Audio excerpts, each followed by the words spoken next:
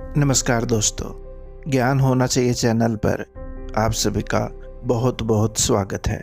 आज आप सुनेंगे मुंशी प्रेमचंद की कहानी जैस्मिन की जुबानी, गरीब की हाय। नमस्कार साथियों, ज्ञान होना चाहिए चैनल पे आप सभी का एक बार फिर से हार्दिक अभिनंदन है। मुंशी प्रेमचंद जी की जो कहानी आज मैं आपके सामने लेकर आई हूँ उसका शीर्षक है गरीब की हाय। चांदपुर के एक गांव में मुंशी राम सेवक रईस लोगों में से गिने जाते थे। रईसी चरित्र की सारी दुर्बलताएं उनमें मौजूद थीं। काम धंधे के नाम पर रोज मुंसिफी कचहरी के हाथे में नीम के एक पेड़ के नीचे कागजों का बस्ता लेकर एक टूटी फूटी चौकी पर बैठे दिखाई पड़ते, परंतु कभी उन्हें किसी ने भी इजलास की कानूनी बहस या मुकदमे की पैरवी करते नहीं देखा था।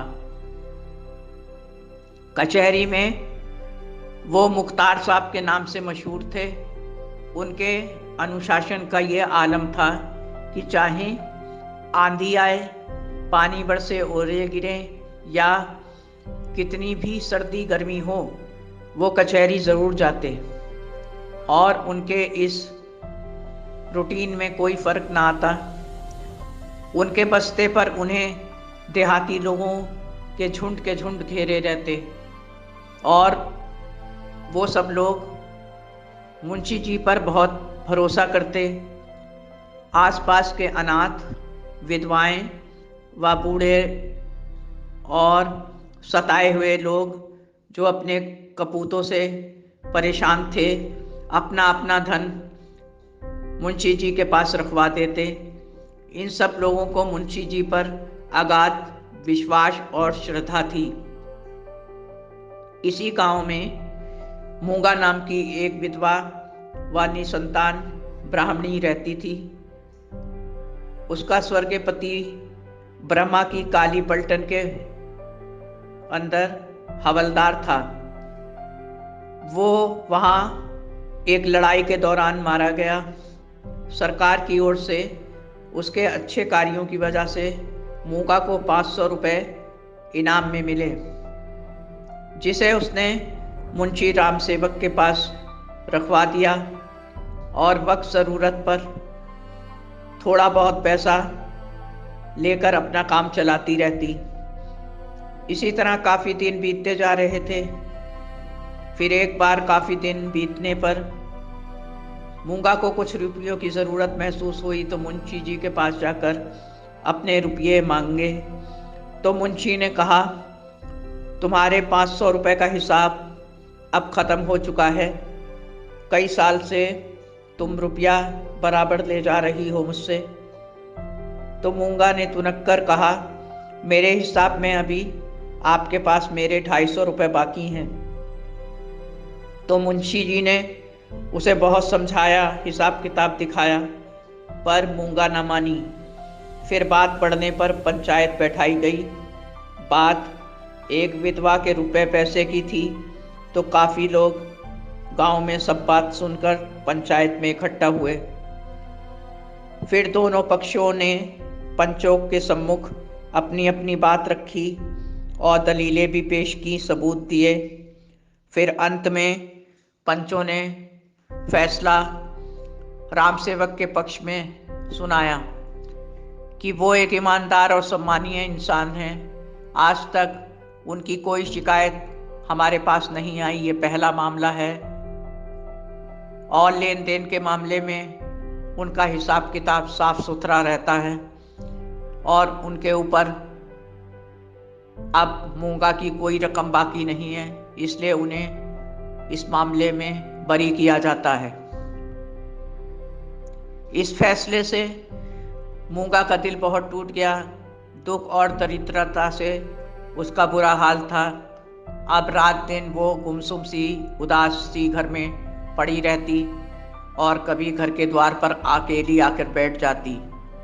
फिर वो कुछ दिनों में खुद ब खुद बड़बड़ाने लगी और मुंशी को कोसती।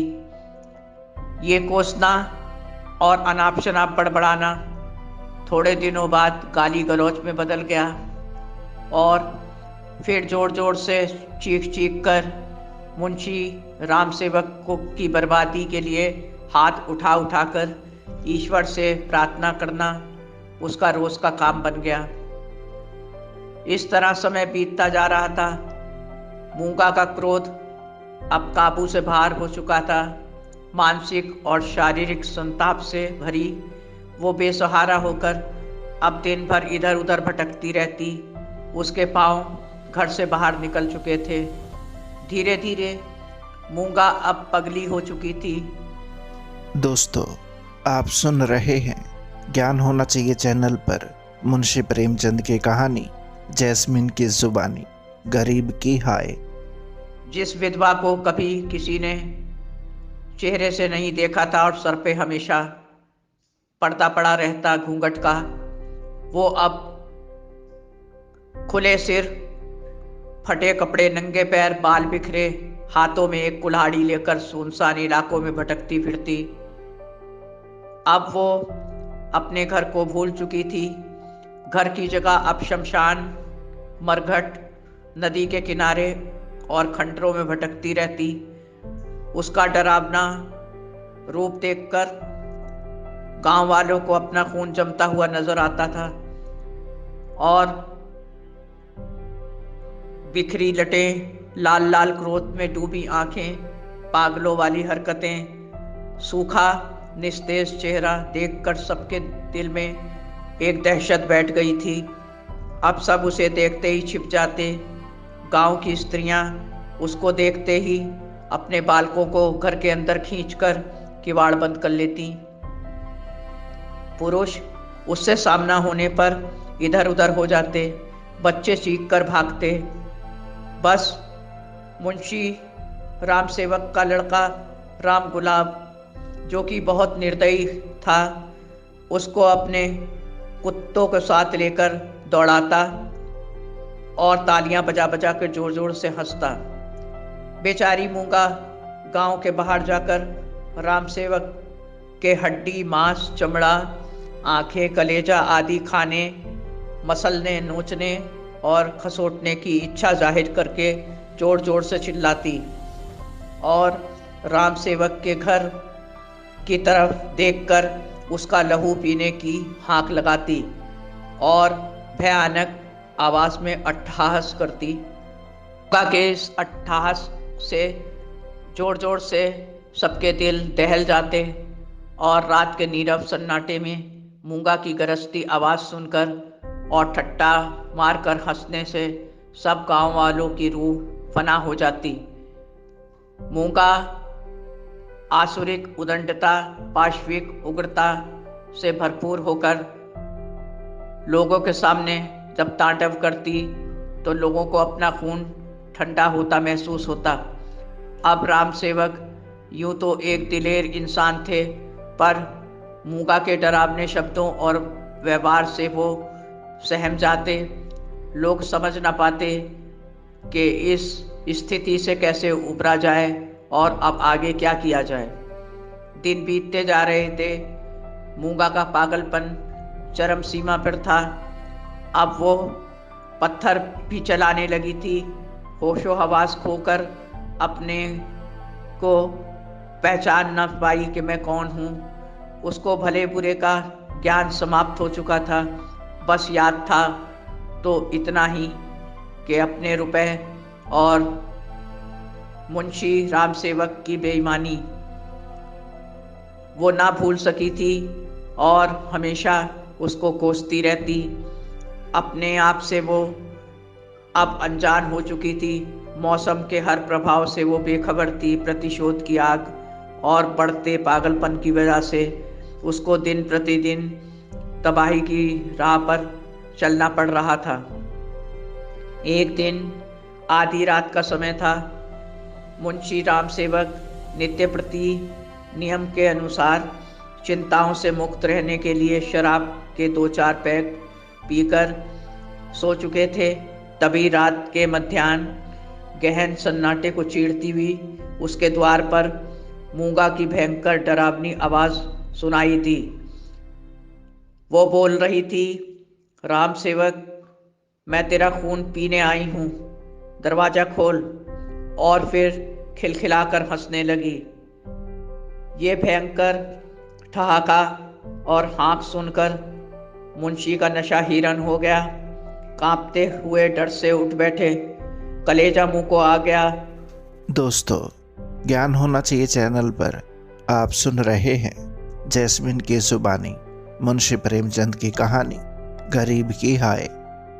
प्राण पनाह मांगने लगे, होश हवास बेकाबू होने लगे। थर थर कांपते हुए किसी तरह साहस को समेटकर पत्नी को जगाकर सारी बात बताई। अब पत्नी भी घबरा गई और बोली, सारे गांव में अपने घर की थू थू हो रही है। अब ये बला दरवाजे पर आ चुकी है, ये कैसे टलेगी। गांव के लोगों ने हमसे बात करना भी बंद कर दिया है। अब मूंगा के इंतकाम के साथ गांव वालों में हम सब के लिए कोप भाजन है और उन्हें डर व्याप्त हो गया था कि अब हमारा क्या होगा, क्योंकि मूंगा द्वार पर खड़ी थी। मूंगा को दरवाजे से कैसे हटाएं, इसलिए मन अशांत था, बुद्धि काम नहीं कर रही थी, नींद कोसों दूर भाग गई थी। वो सारी रात किसी ठोस फैसले पर ना पहुंच पाए। भोर सवेरे मुंशी किसी तरह हिम्मत करके द्वार खोलकर बाहर आए। दिन का उजाला फैल चुका था। उन्होंने मूंगा से पूछा, तुम यहाँ क्यों बैठी हो मूंगा, अपने घर जाओ। मूंगा झटके से उठकर खड़ी हो गई और भयंकर स्वर में बोली, मैं तेरा खून पीने आई हूँ और तेरा मुंह काला करके ही जाऊंगी। अब यहाँ मैं बदला लिए बिना कहीं ना जाऊंगी, और सुन ले, मैं तेरी जान भी लेने आई हूँ। ये कहकर उसने गगनभेदी ठहाका लगाया। अब मूंगा के धरने की खबर कि उसके घर के सामने विधवा का धरना है और वो पागल औरत उसको जान से मारने की धमकी दे रही है, तो गांव में ये खबर जंगल की आग की तरह फैल गई। अब वहाँ सैकड़ों तमाशबीनों का तांता हर वक्त लगा रहता। ये भीड़ देखकर राम सेवक जले घाव पर जैसे किसी ने नमक छिड़क दिया हो, इस तरह से महसूस करते, पर उनके पास कोई चारा ना था। भीड़ में लोग आवाजें उन पर कसते, ताने मारते, पर राम सेवक किस किस से लड़ते फिरते। खामोश रहने में ही अपनी इज्जत थी, इसलिए चुप रहे। राम सेवक का लड़का इस तमाशे को देखकर गुस्से में भर के सोचता कि काश मैं मूंगा को किसी कुएं में ढकेल पाता, पर मजबूरी थी, वो ऐसा नहीं कर सका। एक दिन उस निर्दयी ने गाय का गोबर एक हांडी में भर के उसमें पानी मिलाकर चुपके से मूंगा के ऊपर उंडेल दिया। अब मूंगा ने गालियों की बौछार चालू कर दी, फिर उन्हें जोर जोर से चिल्लाकर कोसना शुरू कर दिया। तमाशबीनों को राम गुलाम की यह हरकत नागवार गुजरी और फिर मूंगा थक हार कर चुप होकर बैठ गई। कई दिन से भूखी प्यासी जागी हुई निढाल मूंगा अब लस्त पस्त हो चुकी थी। गांव वालों ने उसको खाना खिलाने की बहुत कोशिश की। उसकी गिरती हुई हालत को देखकर उसके हाथ भी जोड़े कि कुछ खा लो, पर मूंगा ने पानी तक ना पिया। अब मूंगा की भयावह हंसी कम होती जा रही थी, चीख पुकार भी कम हो चुकी थी, कोसना और अनाप शनाप बकना भी और उसकी रफ्तार भी कम हो चुकी थी। यहाँ तक कि वो बिल्कुल खामोश सी हो गई थी और काफ़ी देर ज़मीन पर बेजान लेटकर गहरी गहरी सांसें ले रही थी। सेवक के घर वालों ने कोई आहट न सुनकर जब धीरे से द्वार खोलकर झांका तो देखा मूंगा के प्राण पखेरु उड़ चुके हैं। पूरे शरीर पर मक्खियां भिनभिना रही हैं। शायद वो अपने प्राण देने ही इस द्वार पर आई थी और आज अपने शरीर की मिट्टी तक राम सेवक को भेंट करके चली गई थी। दोस्तों, आप सुन रहे हैं जैस्मिन की जुबानी मुंशी प्रेमचंद की कहानी गरीब की हाय। पर गांव के किसी भी व्यक्ति ने राम सेवक की कोई मदद न की। अब मूंगा का डर राम सेवक पे और उसके परिवार पर सिर चढ़कर बोल रहा था। हर तरफ मूंगा ही मूंगा नजर आ रही थी। कानों में उसके भयानक कहकहे और शब्द तीर की तरह गूंज रहे थे। किसी पल चैन न था। हालत बहुत खराब होती जा रही थी। आंखें बंद होती तो मूंगा का ही तस्वुर और उसके भयानक तस्वीर आंखों में आ जाती। हल्की सी आहट होती तो चौंक कर उठ बैठते। मूंगा अपने साथ उनका चैन, नींद, भूख, प्यास सब कुछ लेकर चली गई थी। एक दिन आधी रात में मूंगा की पत्नी, जो इस समय गर्भवती थी, नींद में अचानक चिल्लाकर उठ बैठी। वो पसीने से तरबतर थी और अपने बिस्तर से उतर के एक तरफ भागी। उसकी आवाज़ सुनकर राम सेवक और राम गुलाम दौड़कर उसके पास आए और उससे पूछा, क्या हुआ अचानक, बताओ क्या बात है। पत्नी बोली, सपने में अभी मूंगा मेरी छाती पर बैठी थी। उसकी लाल लाल आंखें, नुकीले दांत और भयानक ठहाके सुनकर मैं बहुत घबरा गई थी और उसके हाथ मेरी गर्दन की तरफ बढ़ रहे थे। तभी मेरी चीख निकल गई और मेरी आंख खुल गई।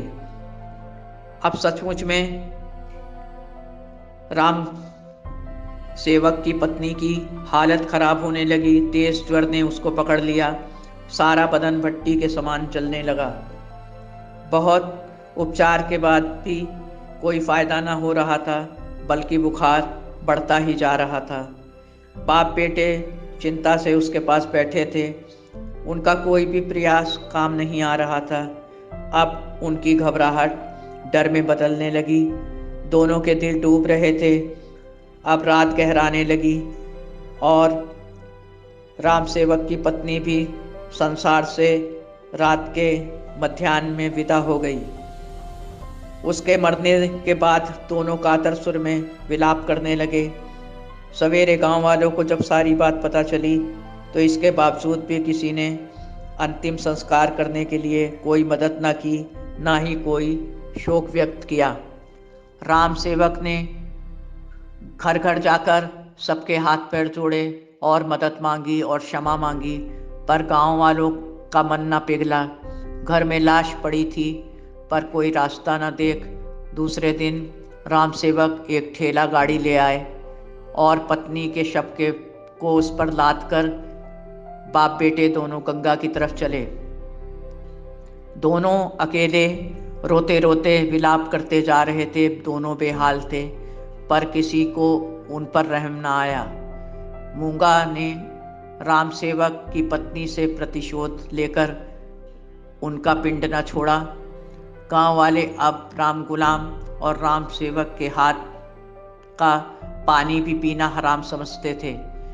इस एकाकीपन और गांव वालों के तिरस्कार और मूंगा के प्रतिशोध से राम गुलाम की मानसिक स्थिति भी बिगड़ने लगी।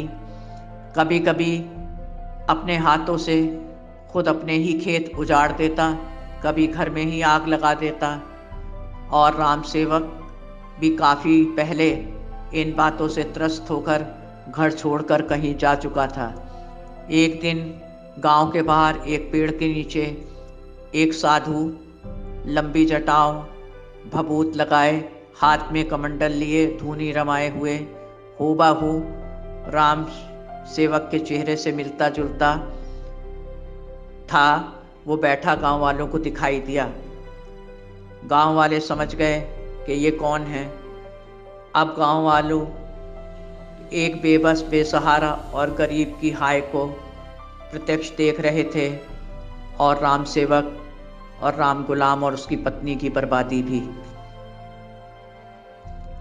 साथियों, मन को विचलित करने वाली ये कथा एक मजबूर की बेबसी को दर्शाती है। जब इंसान किसी की ज़्यादतियों का शिकार हो जाता है तो ऊपर वाले के कहर से ज़्यादती करने वाला हर हालत में तबाह हो जाता है।